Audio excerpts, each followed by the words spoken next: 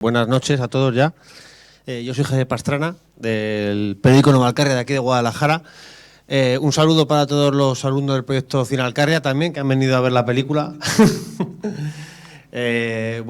Javier, antes decías que esta película tiene una historia tremenda detrás, ¿no? Pues cuéntanosla. Vale. Una cosa, ¿te parece que hagamos una comprobación de que la gente en streaming en los otros cines lo está escuchando? Porque ha habido alguno que me ha dicho que había un problema. Sí. Entonces, Álvaro en Córdoba, si estás escuchando, mándame un mensaje, ¿vale? Porque es que me ha escrito antes un amigo en Madrid, no se oye el coloquio, entonces así nos aseguramos. Ha quedado esto muy ouija. Sí, sí. Bueno, antes de nada, dar las gracias y saludar a toda la gente que está en todos los cines que participan en el proyecto Viridiana. Exactamente. Que reúne a más de 30 cines, una asociación sin ánimo de lucro que reúne a más de 30 cines para promocionar cine de calidad europeo en líneas generales. Y bueno, todos sabéis ya cuál es el sistema para enviar preguntas a través de los códigos QR, y además que sepáis también que a través de este sistema de preguntas podéis descargaros la banda sonora de la película. Sí, también lo que haremos, al principio habíamos proyectado un QR, pero al final os daremos un número de teléfono, que es un WhatsApp, donde si escribís hola, os mandamos una lista de reproducción con toda la música de la película, porque en los primeros pases que hacíamos nos la pedían mucho, así que ya lo hemos resuelto para que la tengáis. Y sobre todo agradecer a todo el mundo que está en todas las salas de cine un lunes viendo la película antes del estreno, que es muy emocionante para nosotros ver tanta gente aquí hoy. Y bueno, si quieres vamos a... ¿Te ha llegado el mensaje o no? Mira, me dice uno que sí, que yo ahora también. Yo creo que yo ahora también quiere decir que está escuchando. Está bien. Bueno, si no... Da 3 golpes en la mesa. Si hay algún problema ya me lo dirán. Vale, pues bueno, eso, cuéntanos esta historia de una película que es la segunda vez que la veo. Tiene un primer visionado muy bueno, pero sabiendo todo lo que hay detrás y todo este juego de actores que hay, os recomiendo, porque tiene el segundo visionado es todavía mejor, mucho mejor. Pero vamos por partes. Cuéntanos un poco. Yo creo que hay dos grandes historias interesantes que contar. Ya nos adelantamos a las preguntas, ¿no? Una es la de la propia historia de la realización de la película y otra es la de la relación de la película con la historia real, ¿no? Que, claro, antes de ver la película conviene no hacer spoiler, pero ahora que todos los que estáis escuchando esta charla pues ya sabéis lo que pasa, los personajes que aparecen al final cuentan, ¿no?, que se han interpretado a sí mismos, o alguno ha interpretado al hermano, o la chica adolescente, joven, es la que era la niña, ¿no? Entonces, todo eso es un valor que tiene la película muy particular. Es muy difícil ver una película basada en una historia real en la que los personajes de la historia original han participado casi todos en la película, ¿no? Y de hecho, también los personajes secundarios y los extras de la película casi todos tienen alguna vinculación con Mauricio. Os pongo un ejemplo que es muy bonito. Cuando en la escena en la que Mauricio rompe a llorar en el bar, poco antes del final, el camarero que se acerca y le toca el brazo era el bajista original de Más Birras, del grupo de Mauricio. Y los dos parroquianos que están ahí jugando al parchís eran el batería y el saxofonista, ¿no? La funcionaria que está detrás de Mauricio en la escena del ayuntamiento es la hermana de Mauricio. Entonces, todo eso hizo que el rodaje de la película tuviera todo el tiempo un halo de acto poético en el que mucha gente tuvo la oportunidad de despedirse de Mauricio. Por ejemplo, en ese caso, sus amigos, que claro, siempre les quedó la cosa que Mauricio murió repentinamente y no se pudieron despedir. Pues imaginaros ese rodaje, en esa última escena en la que se ve vivo a Mauricio antes de llorar, pues la emoción que se daba ayudaba mucho al actor, ¿no? Y así la película está llena de guiños de eso, es que cuando la ves por segunda vez todo se reinterpreta, porque por ejemplo cuando están en el río y está la joven mirando a Mauricio jugar con la niña, eso de alguna manera es una especie de flashback. Sí, es como establece un diálogo entre el presente y el pasado, los recuerdos, que es súper interesante, la verdad. Exactamente. Y cuando ves, el que ha hecho de Carlos Carvajal es su hermano. Entonces hay un momento, se llama Cuti el actor, el personaje es Don Carlos, ¿no? Cuando dice, voy a tocar una canción de mi hermano Cuti, es una canción de él mismo, ¿no? Entonces, bueno, hay muchos guiños así muy bonitos que yo creo que la emoción que tiene la película está muy relacionada con la emoción que vivíamos haciéndola, porque constantemente estábamos emocionándonos viviendo esos momentos, ¿no? Y luego creo que la otra gran historia que conviene contar es la de... Decía que es una película muy accidentada porque empezamos a rodar en 2020 el 9 de marzo, que es la mejor fecha para empezar a hacer una película llena de escenas de conciertos en directo con cientos de extras entre 2 continentes, ¿no? Solo nos dio tiempo de rodar la primera escena del primer concierto y ahí tuvimos que parar, pensábamos que parábamos para unos meses, luego resultó que era medio año, luego 1 año, luego 2 años y llegó un momento que los productores vieron que era imposible de hacer, porque por si todo esto fuera poco, Argentina es la segunda economía más inestable del mundo. Creo que la primera es Angola, la segunda Argentina. Entonces había habido una devaluación de la moneda, bueno, todos los problemas, o sea, en reíros de Terry Gilliam y la peli de Quijote o Apocalipsis Now, nada en comparación con esto, ¿no? Y bueno, todo eso nos hizo que tuviéramos que agudizar el ingenio para redimensionar la película. Entonces se reescribió el guión y sobre todo pensamos una manera de hacerla más pequeña, pues con otra cámara diferente, con un equipo con el que yo me sentía más a gusto, con el que había trabajado en mis cortometrajes, en vez de un equipo de primeros violines, ¿no? de técnicos de mucha trayectoria. Y eso generó un espíritu en la película que es mucho más acorde con lo que la película cuenta. Porque la película va de alguien que abandona el mundo industrial de grandes escenarios para acabar tocando una guitarra de madera, ¿no? Entonces, eso lo estoy contando muy resumido, pero costó mucho, fue mucha tensión con los productores que hacen otro tipo de películas, mucho más industriales, en las que hay 35 personas de equipo, muchos camiones, y aquí conseguimos transmitir que la película no solo no iba a perder, sino que iba a ganar, ¿no? Entonces, yo creo además que es imposible. Si yo hago la pregunta, ¿qué escenas están rodadas con 35 personas y cuáles con 8? ¿No? Pues estoy seguro que no sería fácil que descubrierais cuáles, porque algunas de las de muchos extras, como por ejemplo la escena de la orquesta, que entra una orquesta entera y toca en directo en un bar y tal, es una de las escenas que hicimos menos cantidad de personas, ¿no? Entonces, para mí, me parece muy bonito contar que al final las cosas no solo descansan en el dinero y en los medios, sino que se pueden hacer películas de muchas maneras, con creatividad y que puedan llegar a todas las salas de cine, como es esta que está llegando con una gran distribución. Bueno, creo que con esto ya hemos los 2 grandes temas y ahora si quieres vamos a otras cosas. Yo no sé si aquí hay alguien entre el público que quiera hacer alguna pregunta. Vale, pues ahí hay alguien. ¿Le acerco yo el micro?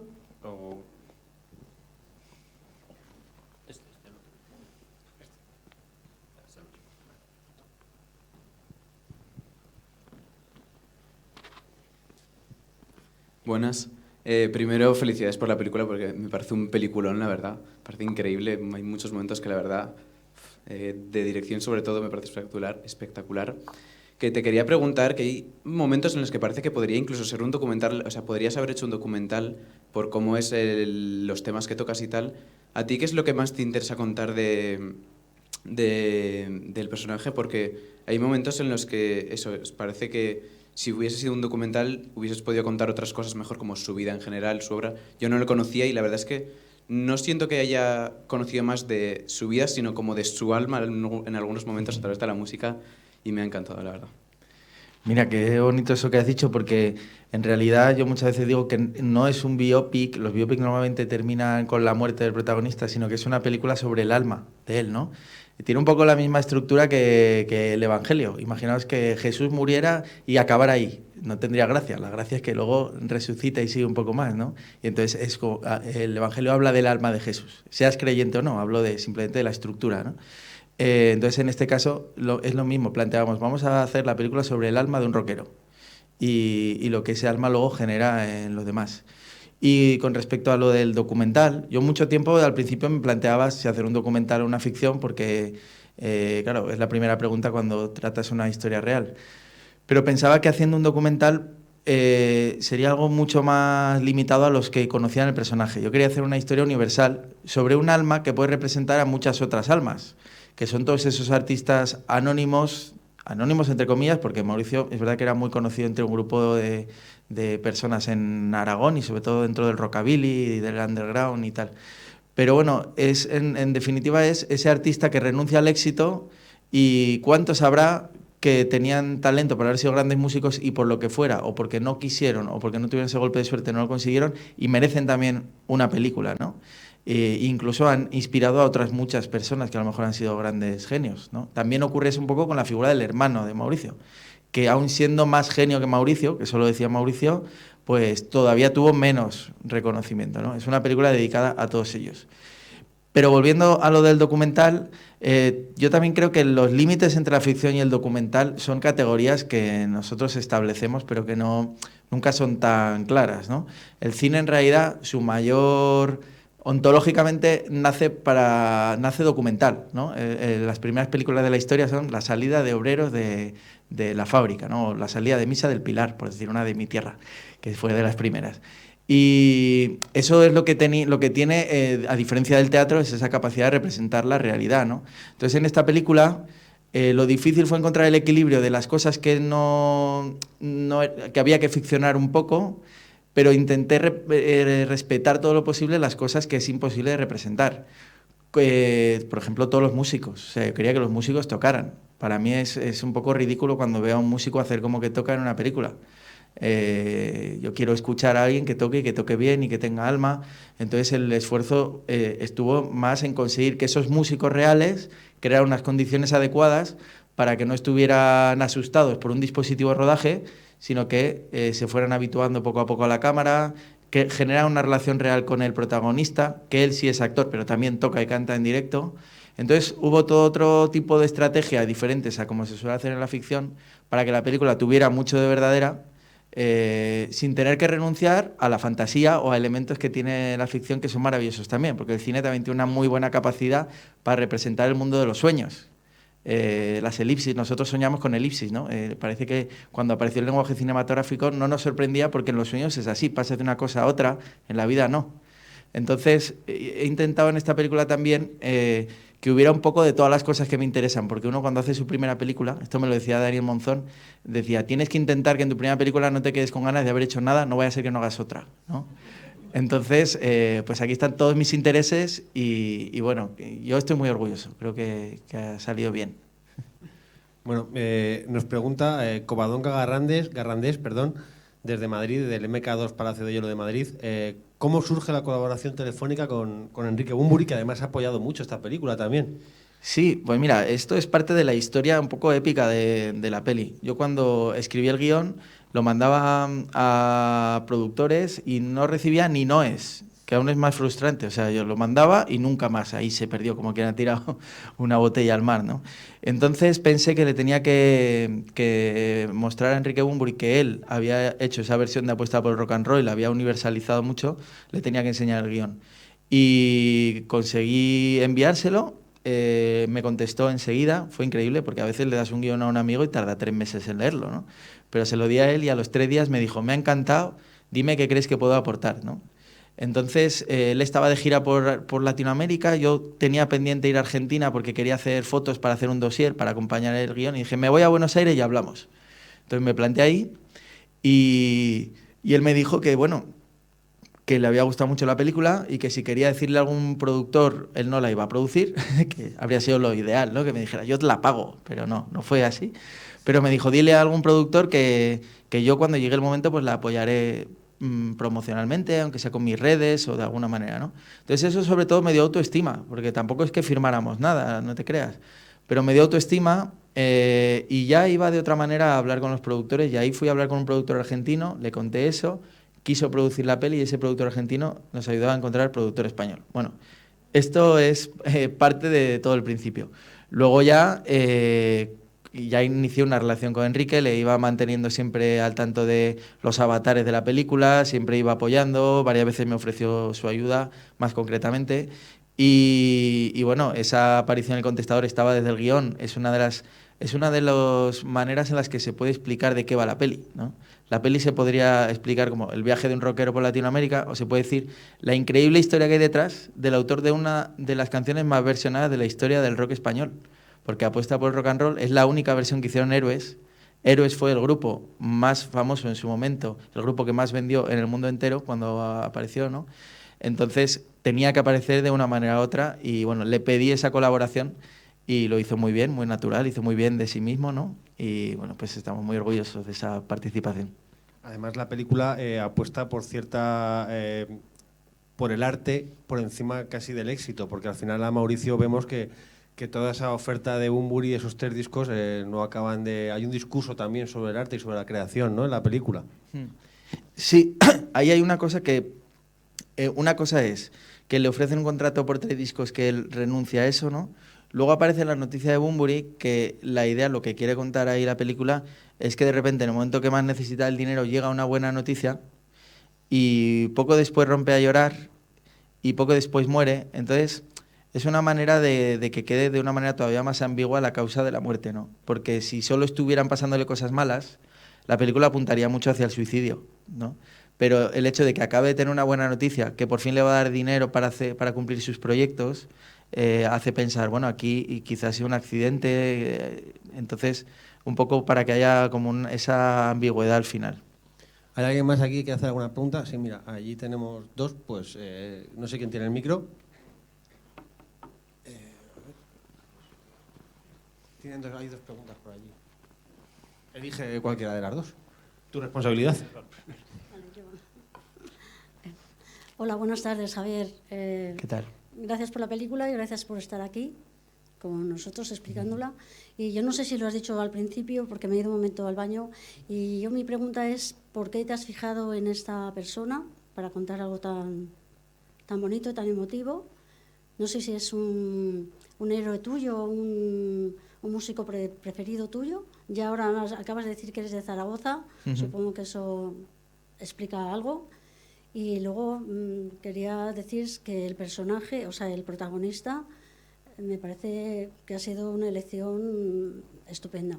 Pero sobre todo mi curiosidad es por qué te has fijado en esta persona. José, mi marido, es músico y es conocedor.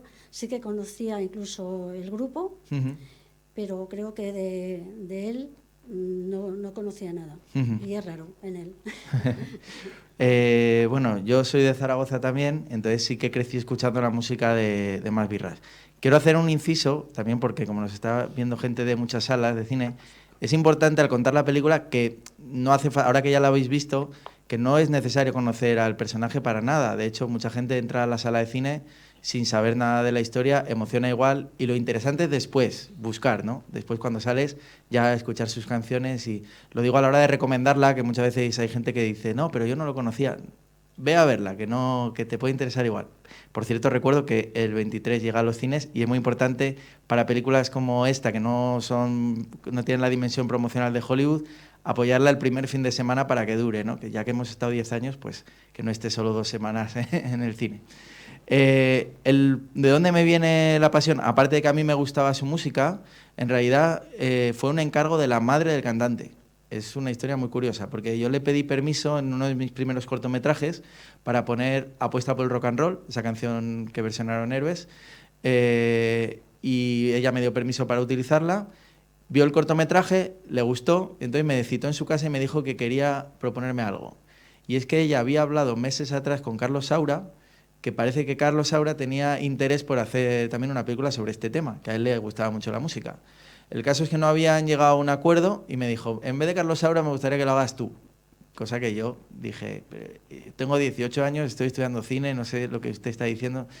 Pero se ve que yo creo que ella lo que quería, y me lo dijo así literalmente hace muy poco, me dijo, yo no es que pensara que tú lo ibas a hacer mejor, es que te quería ayudar.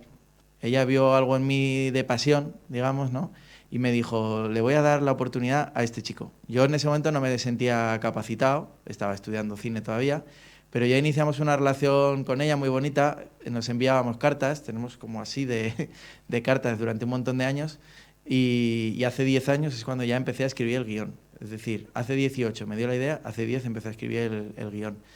Y bueno, una vez que empiezo a investigar, descubro en Mauricio lo que representa para mí el verdadero artista. O sea, yo que pretendo ser artista dentro del cine, encuentro un referente que es una persona que, al margen de cualquier consideración material o de éxito, anduvo siempre en la búsqueda de hacer lo que la obra pura, ¿no? O de encontrar el origen de dónde está la música más auténtica. Entonces, pues se juntaron 2 elementos muy buenos. Un encargo de una madre al que no podías decir que no, porque una madre que ha perdido 2 hijos de esa manera, ¿cómo le vas a decir que no? Y además resulta que es que el encargo era cojonudo, porque el personaje es maravilloso y la historia es maravillosa, ¿no? Entonces, es el mejor regalo que me han hecho en mi vida. Muy buenas. Uy. Muy buenas, Javier. Lo primero, enhorabuena porque es una película maravillosa. Yo te quería preguntar acerca del momento en el que nosotros como espectadores vemos que dentro de la película se rompe esa ficción y se muestra un equipo de rodaje y se muestra el detrás de bambalinas, porque dentro de que al principio se había coqueteado con transiciones fantásticas de un concierto a una casa, de tal, a mí me ha chocado mucho y quería saber cómo surge esta idea de repente de romper la cuarta pared de esta manera, ya casi al final de la película, de una manera tan radical. Pues durante el tiempo en el que estaba escribiendo el guión, muchas veces me rondaba la cabeza que con qué derecho escribía yo una película sobre Mauricio y tenía una sensación de esta película va a ser anecdótica, porque lo que él quería contar de sí mismo ya lo contó en las canciones. ¿Para qué vamos a añadir una película para hablar de las cosas que él a lo mejor no quiso contar, ¿no?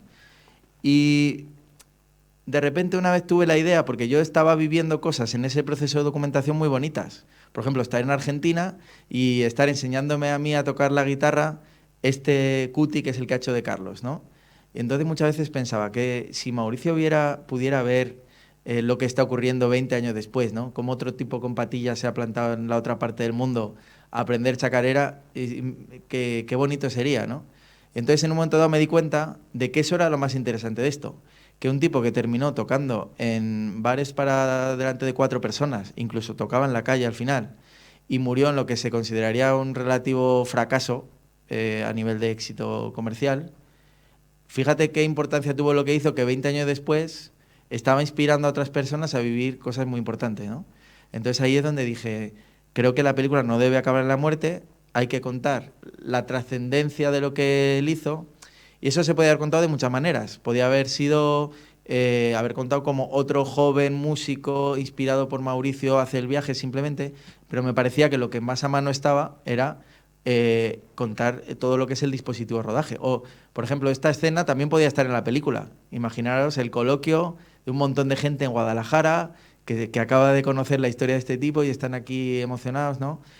Podía haber encontrado muchas maneras, pero digamos una de las más espectaculares es ver un montón de gente que ha cruzado el océano, que está hermanándose con un equipo de otro país, que de alguna manera era su gran sueño, ¿no? Ese sueño de hermanamiento, y que en ese baile se pone en juego todo lo que él de alguna manera sembró.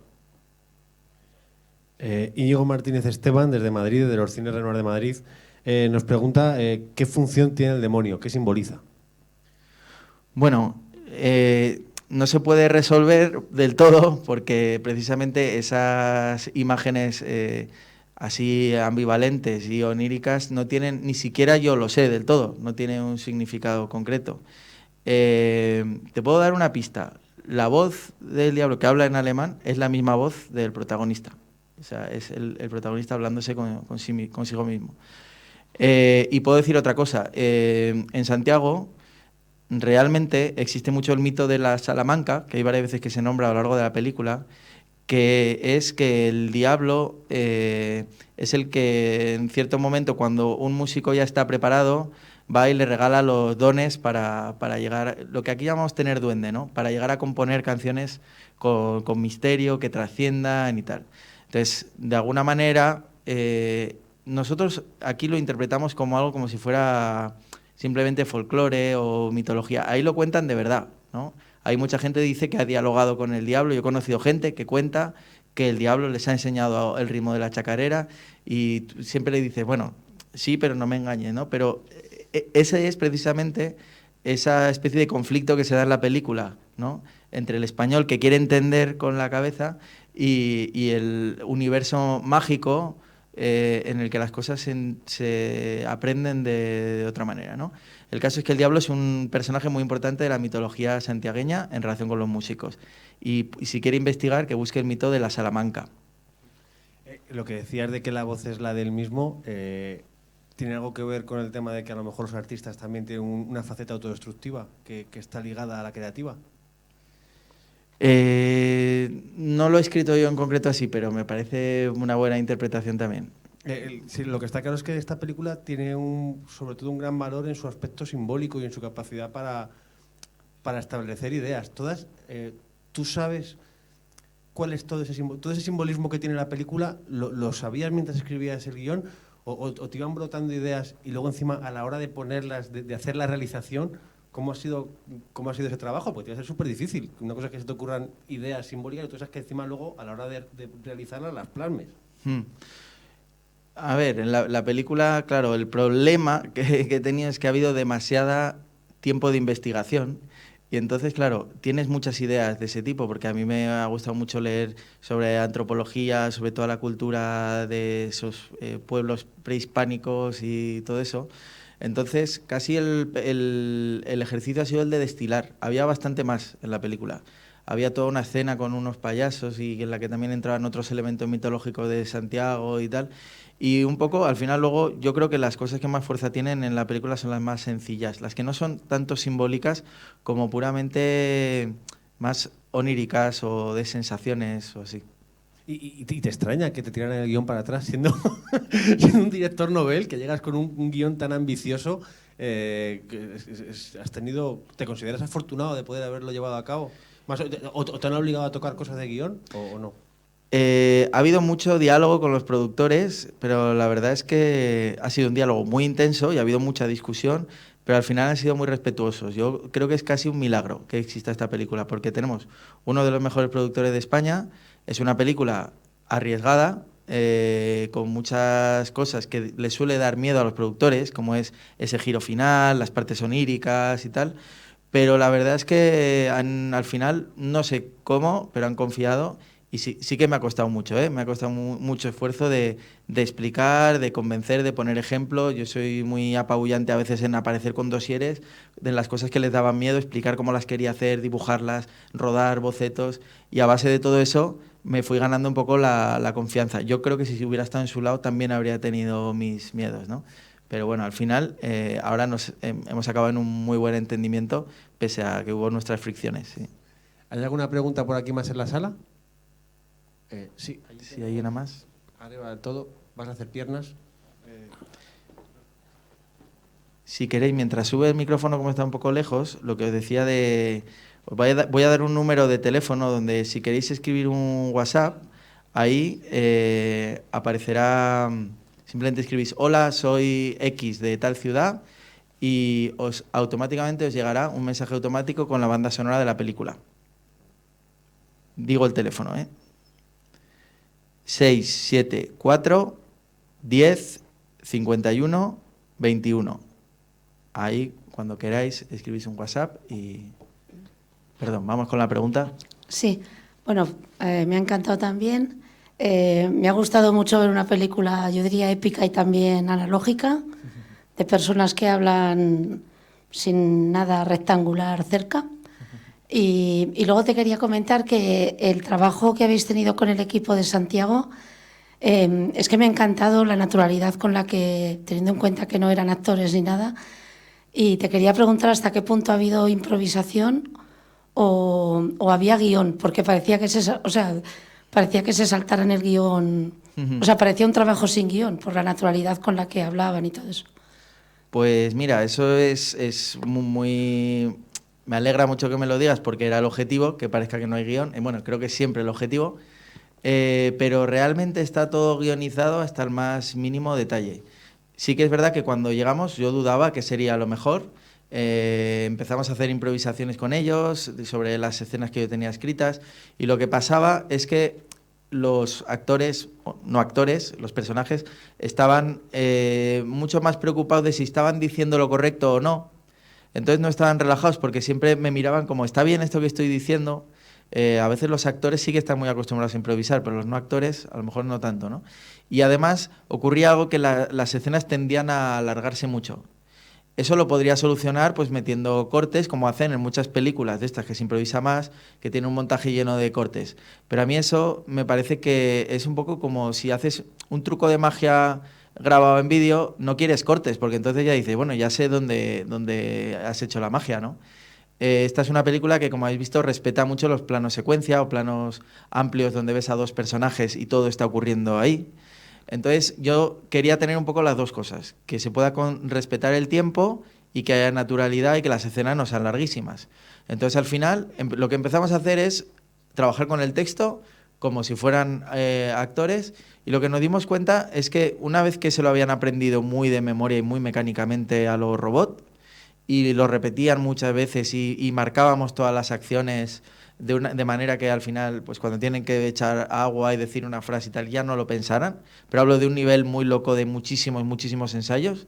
Llegaba un momento que después de pasar por estar todo eso muerto, sin vida, volvía a aflorar la vida ya del que ya disfruta porque ya se sabe el texto, ya sabe lo que tiene que decir, y al final, como está haciendo de sí mismo, que eso es lo que sería difícil en un actor que hiciera de otro personaje muy diferente, pero al final llegó el rodaje y se dio la magia. Es verdad que durante mucho tiempo estábamos asustados todos, ¿no?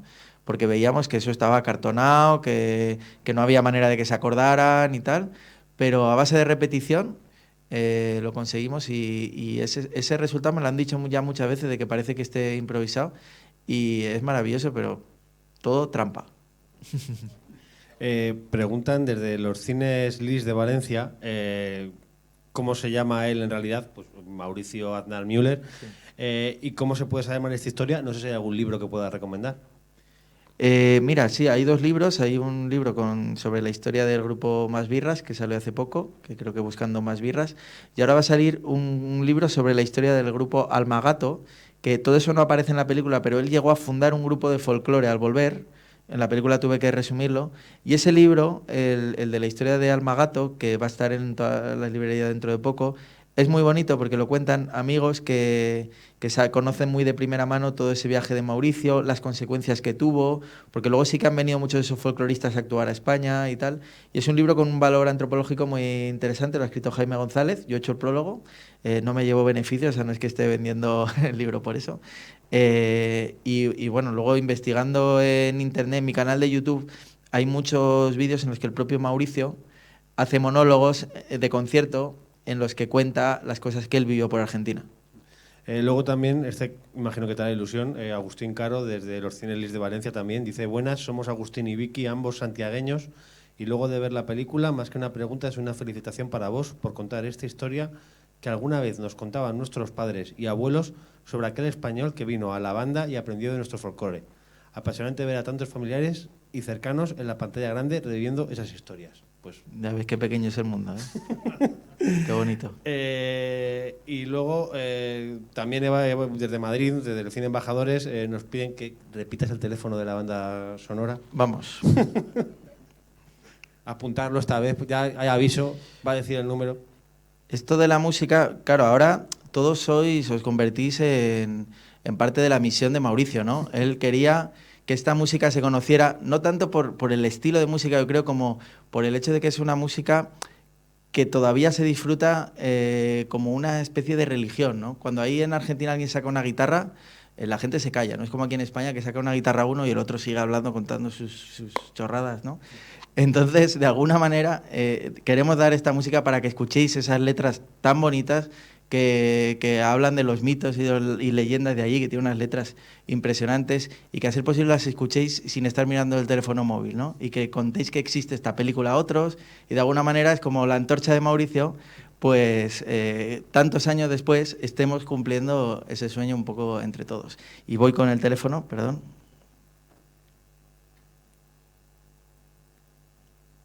674 10 51 21. Y bueno, también hay una pregunta que llega desde el Palacio de Hierro también de Madrid, de Javier Parra, que la voy a enlazar un poco con otra que quería hacer yo. ¿Cómo es el momento en el que te acercas a esta familia de Argentina y dices que quieres hacer una película sobre esta historia? ¿Cómo lo reciben ellos? Claro, esto es muy interesante porque esa familia, la familia Carabajal, son muy conocidos en Argentina. Claro, ahí la película es otra. Para ellos la película es como si aquí hubiéramos hecho una película sobre la familia Flores, que va de un rockabilly que viene de Estados Unidos aquí a aprender flamenco y llega a casa de los Flores, ¿no? Imaginaros. Entonces, yo fui para allá sin saber todavía muy bien quiénes eran ellos, sí que había escuchado un poco de música, y me planté en el Festival de Cosquín, que es donde fue Mauricio. Y entonces conseguí contactar con Cuti y ahí me di cuenta de lo famosos que eran, porque él no podía ir por la calle. Hablamos realmente de una persona que la conoce el país entero. Y fue muy natural, porque claro, Mauricio había sido muy querido, había hecho gestos muy generosos y claro, cuando aparece 20 años después otro que dice que quiere hacer una película sobre aquel, pues me recibieron bien, obviamente, ¿no? Entonces Cuti me llevaba a todas partes y me decía, él es Javier y está a mi cargo. Me iba presentando así a todo el mundo. Y yo me daba cuenta que estaba ahí con una especie de Mick Jagger del folclore argentino. Y bueno, ahí se empezó a dar una relación que fue muy paulatina. Yo también toco la guitarra, con lo cual nos vinculamos mucho por la música. Yo al principio, mi manera de acercarme a él, porque tampoco son gente de muchas palabras, ¿sabes? Tiene una manera de relacionarse en la que yo conocí a Cuti y enseguida hablamos y ya no sabíamos de qué hablar. Y ya saca la guitarra y ahí es donde empezábamos a comunicarnos, ¿no? Entonces yo también intenté aprender el rasguido, viví un poco lo mismo que Mauricio, nos fuimos haciendo amigos, viajé varias veces, he hecho 10 viajes en total. Entonces, cuando ya llegó el momento en que yo tenía productor y había que hacer un casting, y el casting ya estaba hecho. O sea, ya era evidente que el que lo iba a hacer era la persona que me había contado la historia, que me había enseñado a mí a tocar, que tiene un carisma indudable, ¿no? Es una persona única y muy querida. Y pues fue un proceso paulatino de hacernos amigos. Y luego con el actor pasó igual. Al principio costó un poco porque, claro, había que acelerar ese proceso, porque cuando ya entró el actor, pero gracias a la pandemia, pues también se dio un proceso muy paulatino hasta que fue, digamos, aceptado en la familia. Y ahora realmente sentimos que tenemos ahí también otra familia, que son los Carabajal. Si él es Mauricio Carabajal Müller, yo soy Javier Carabajal Costa. ¿Tenemos alguna pregunta más por aquí? No. Bueno. Pues Bueno. Enhorabuena. Yo no sé, voy a ver si tenemos alguna... Ah, mira, sí. Más felicitaciones. La verdad que los debo decir todo muy claro porque la gente sobre todo escribe para felicitar. Desde los 100 embajadores de Madrid dicen Ángel Siete Vidas, muchas gracias por hacer realidad el sueño de ver a Mauri reconocido. Somos fans desde hace muchos años y enhorabuena por todo. Y es que esto es verdad. Es que yo que cuando vi la película por primera vez y vi la escena en la que Mauri le está enseñando al hijo bueno, al chico a tocar la canción de Apuesta por el Rock and Roll, yo lo que pensé fue, mira, está tocando una canción de los héroes. Claro. O sea, que realmente estás poniendo en valor a un grupo o a uno de estos artistas que ha tenido, porque decías tú, ha dejado una huella. Al final la película va un poco de eso, de dejar huella también, de inspirar, decías, ¿no? Sí, de la trascendencia, cuando se hace algo con el corazón, no se sabe cuándo esa semilla que dejas va a germinar, pero tarde o temprano acaba dando sus frutos. Bueno, pues muchísimas gracias. Ayudarnos a llenar los cines a partir del 23, que hay que luchar contra los monstruos de Hollywood. Y muchísimas gracias por estar aquí hasta las 10 de la noche un lunes a todos en toda España. Muchas gracias a todos y muchísimas gracias a todos los cines participantes en el proyecto Viridiana.